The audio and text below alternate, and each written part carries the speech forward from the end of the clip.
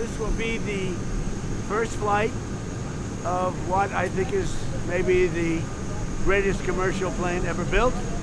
I said to Boeing, what's the best one? They said, this is the best plane ever built, and you're going to have the privilege of flying it, and I have a privilege also of flying it.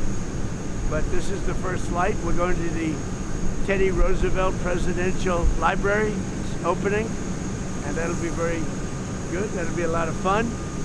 But I think, to be honest with you, I'm excited about the first flight. It's something nobody's ever seen anything like it.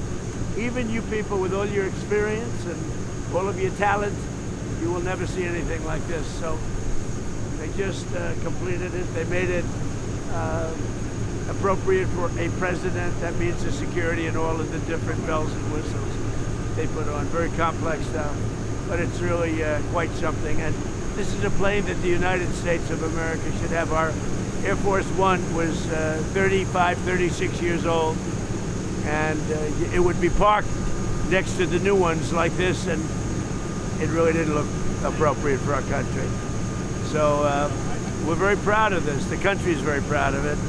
And you can do two things. You can low-key it, or you can show it. And I think the country should be very proud of it. And it's beautiful, and you'll see that in a little while when you board. As far as things are going, the denuclearization of Iran is moving along well. They've had very good meetings, and we'll see. We hit them very hard for 3 nights, as you know, but we're getting along very well. So I call it the denuclearization, and it's all taking place. It's all going well.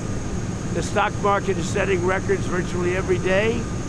The oil price is way down. We're down at 68. I see it hit 68 today. That's lower than when I started the, I guess you could call it an attack on Iran so that they never have a nuclear weapon. So the oil price is now lower. The retail prices, the gasoline is coming down rapidly.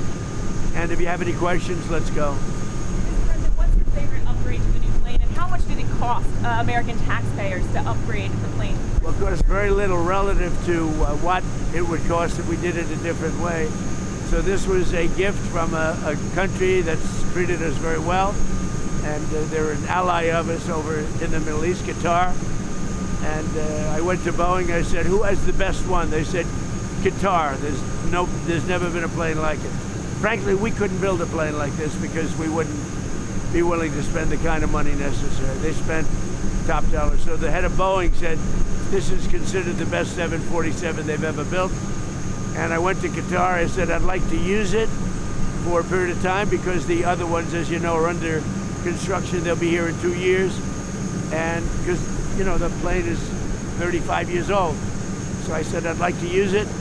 And the Emir, Tamim, who's a great gentleman, he said, no, I'd like to make a contribution to the country.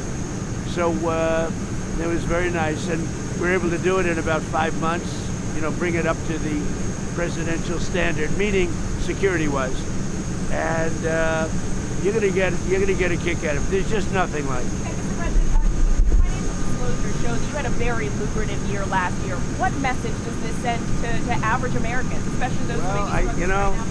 I don't get involved in my personal. We have funds that run my money. But you are benefiting. Well, I've made a lot of money before I became president, and they invest my money, and I don't talk to them. I don't even speak to them.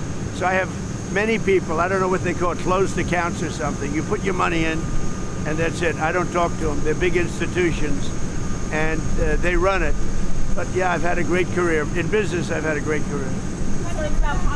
I don't know if I've had a better career in politics or business, but I had a great career in business. And, you saw the cash, and you report the different things. And what they do is, we gave it, I think it's called a blind account, but they take it. And I never speak to any of the people that run the money, but they're at big institutions, and they invest in whatever they invest in. Critics say you're profiting off the presidency, Mr. Well, you know why I'm profiting? Because the stock market's going up. Everybody's profiting. If you have a 401k, how's your 401k done? It's about up 85%. Thank you, President Trump. So we're all profiting. I'm profiting because I have a lot of money and a lot of cash, and I give it to institutions. I don't know if they know what they're doing or not, but they buy a vast array of things. With Secretary Hexet and General Payne about potentially returning to an all-out war with Iran. You've been unhappy with Iran's adherence to the MOU? Well, I think they've come a long way. We hit them very hard last week. I think they're fine. I think we're going to. It's the denuclearization of Iran. It's very simple. And Iran cannot have a nuclear weapon. Otherwise, all of this stuff that we look at, all of these things that we do, the country's never had activity like it's got right now. So we're building more factories and car plants and other things. We went for years without ever building one car plant. Now we're building many car plants. We're building AI. We're building all over the country. $19.1 trillion being invested. The record was like 2, and we've got 19.1, and it's going to continue. And when those buildings open, you're going to see something like the country's never seen before. That's why the stock market's going up every day. That's why your 401k, because everybody benefits. When the stock market goes up, everybody benefits. More jobs, more everything. And we're creating more jobs. We have more people working today than have ever worked in the history of our country. It's great. And that's before these places open. They'll be opening up over the next year. And we have them coming into Taiwan. We have from Taiwan, we have more chip makers, and the biggest company in the world, actually, the chip maker, but they're coming in, they're building in Arizona, and they just announced they're going to double the size. We could have 50% of the chip market by the time I leave office. You know what we had now? Nothing. And then I got, as a gift, another gift, I said to Intel, give the United States, they needed something, they needed some help, the chip maker. I said, give the United States of America, I'll do it for you, but give the United States of America 10% of your company. He said, you have a deal. He said it so fast, I said I should have asked for more. But he said, you have a deal. And that stake is now worth $80 billion. I made $80 billion for the country in 8 months. Does anybody talk about it? No. Have a good time, have a good flight. Enjoy the plane. Real quick question.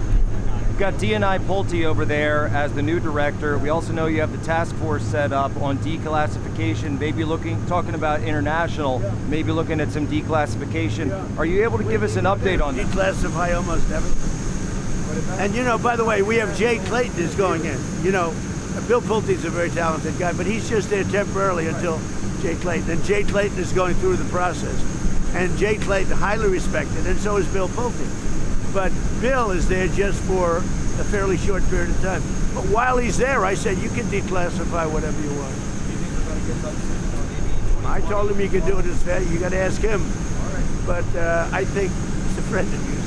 I think that Bill will declassify. I told him you can declassify whatever you want. So Bill's there just, you know, for maybe a month or 2 months or something.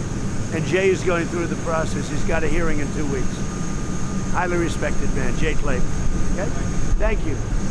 Did you get any more Pulitzer Prizes? You know what? A Pulitzer Prize? A picture of the plane. Margot, are you taking care of everybody? How's Margot? Okay. Thank you, everybody.